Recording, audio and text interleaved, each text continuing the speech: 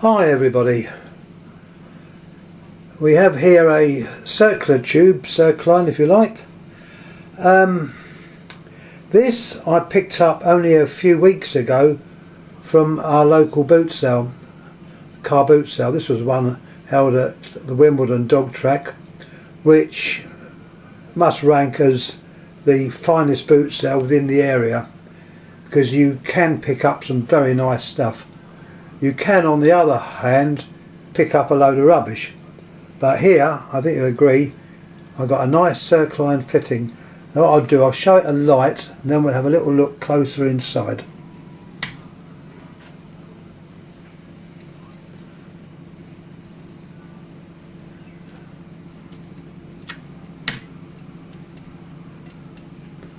There we are. The switch on that little thing that I use to put the wires in is not that good, but anyhow, there it is, a light.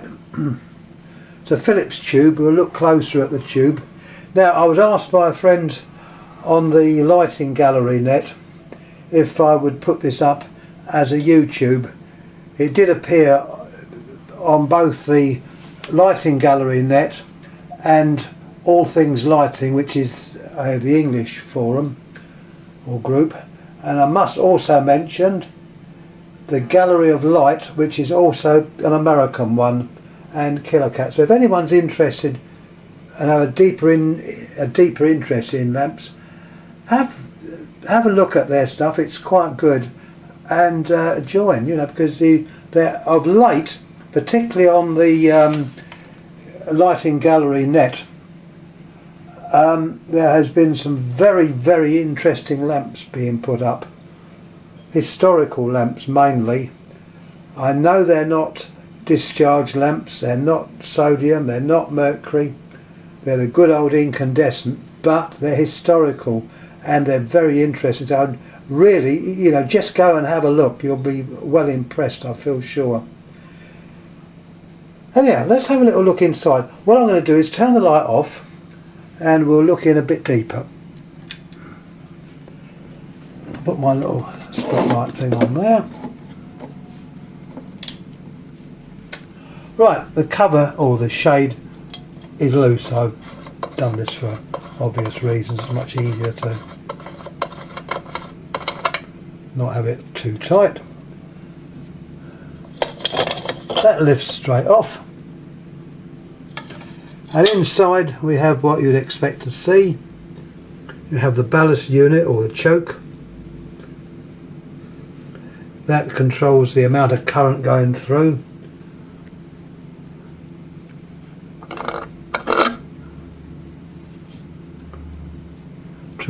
Just above that you have your starter switch. This is quite an old one actually. I'm not too up in the ages of starter switches. I have shown some very old ones, the ones in the glass envelope and the small bayonet cap, but this is a more typical type you'd find. It's a Phillips, made in Holland, and the number is K3001. It will mean something to someone, I feel sure. The number underneath that is 6145. It looks like either a 4/02 S10. It's got a white underneath. I'm not taking it out of the actual canister, because as soon as you move these little clips they break off. So it's historic with the actual fitting. There's a little hole in the top as well, but inside there will be the normal starter bulb. I think they call them glow bottles. Where they got that designation from I don't know, but that's what they call them, glow bottles. And it's nothing more than either a neon lamp or an argon lamp with the two electrodes, one of those made out of two metals, a bimetallic metal, that when it heats up it bends and shorts out the other contact, and that is how the starters work. As soon as it does that, obviously the ionisation goes off because you've shorted it. The ionisation goes off, it cools down, it parts company with a spark, and it is that gives the initial kick to start your tube. Anyway, this unit was English. I would think it's probably 1960s, but as I say, I stand corrected on anything I say. I don't, you know, just because I say something doesn't mean it's gospel. That's what I would think it is. And if you, I think you'll probably see it, it's registered design, Ringway Lighting Limited, Hounslow, Middlesex. Now Hounslow is situated the western side of London. It's near where your Heathrow Airport is. Whether it's still there, I don't know, but that would be in the 60s, I would think. The starter itself is in good condition, but having said that, the actual wires into the unit will need to be sleeved and insulated because they're made of good old rubber, and as we all know, rubber perishes and becomes brittle and bare. And now you cut down, come, down you get. Down you get, come on. It's alright, I've got a visitor.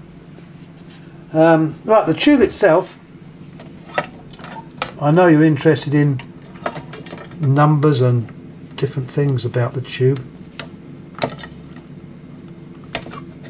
Let me take it out, hold on. A.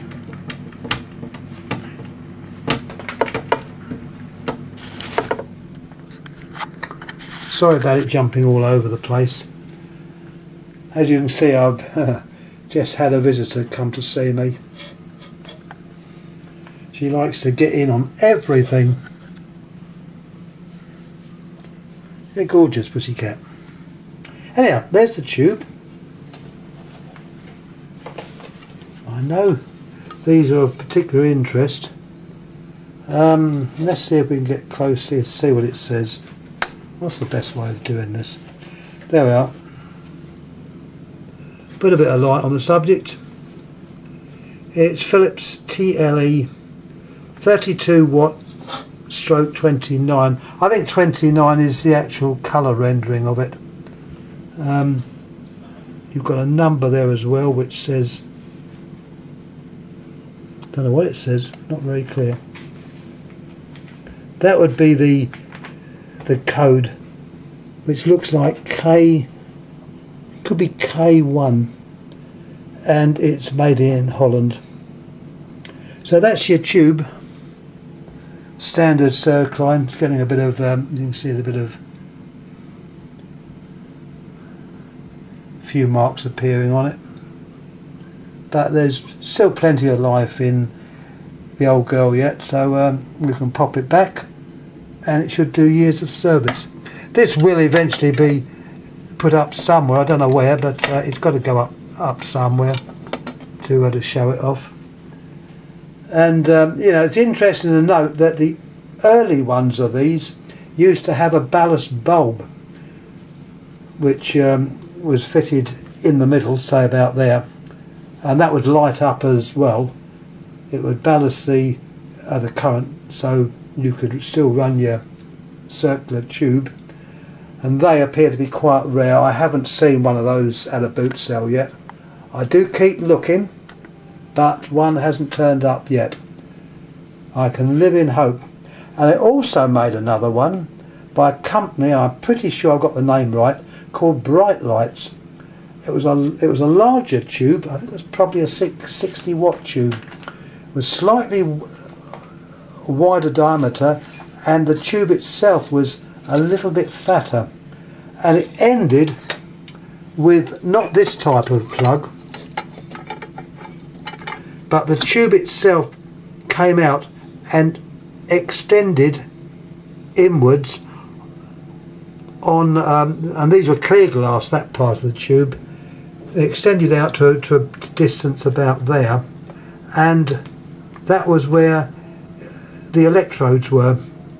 So the electrodes were set somewhat inwards, and they either had a bayonet cap or a bipin. And as I say, those lamps are very rare as well.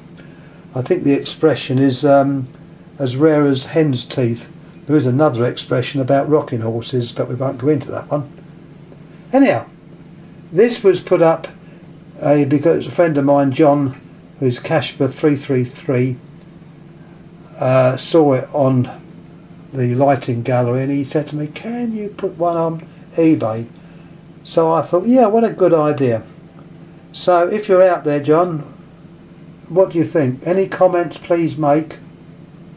I know it's not a mercury vapour lamp, but as I say, it's a discharge lamp in a way. So, you know, there we go. Any comments please make. Think about joining the other forums because they are very, very interesting and you can learn a lot. And there has been some very nice lamps appearing on the American one, Lighting Gallery Net. There's a few of the members from Australia, and their knowledge is very, very good. And they amongst them, they've got some very nice lamps. Having said that, it doesn't exclude a lot of other countries who've also got very nice lamps. Best thing to do is to join or have a look, go online, have a look, and you'll see what I mean. Anyhow, that's all I've got to say for this one. So any questions, any comments, even comments about a pussycat, let us know. Please subscribe, please comment. And once again, from a very, very hot day today in England, we're having a heat wave. I'm absolutely sweating. So there we are, that's the lamp. Thanks for watching. Thank you.